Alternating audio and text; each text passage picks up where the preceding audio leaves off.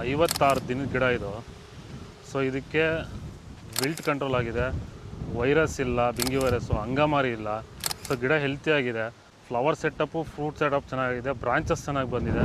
So ಇದಕ್ಕೆಲ್ಲ ಮೂಲ ಕಾರಣ ಏನಂದರೆ, ಸೊ ಇವರು ರಾಸಾಯನಿಕ ಗೊಬ್ಬರಗಳು ಒಟ್ಟಾರೆ ಈ ಒಂದು ಭೂಮಿಗೆ ಬಳಸಿಲ್ಲ.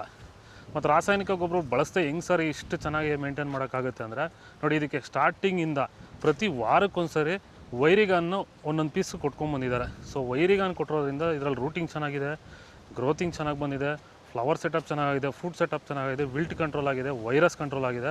ಸೊ ಇಷ್ಟೆಲ್ಲ ಬೆನಿಫಿಟ್ಟು ಒಂದು ಸಿಂಗಲ್ ಪ್ರಾಡಕ್ಟಿಂದ ಬರ್ತಾಯಿದೆ.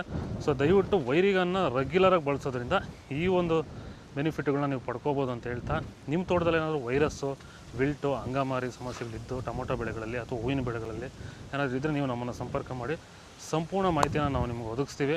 ಹಾಗೆ ಅದಕ್ಕೆ ಬೇಕಾದಂಥ ಪ್ರಾಡಕ್ಟು ನಾವು ಕೊಡ್ತೀವಿ ಅಂತ ಹೇಳ್ತಾ ಈ ವಿಡಿಯೋನ ಮುಗಿಸ್ತಾ ಇದ್ದೀವಿ. ಧನ್ಯವಾದಗಳು, ನಮಸ್ಕಾರ.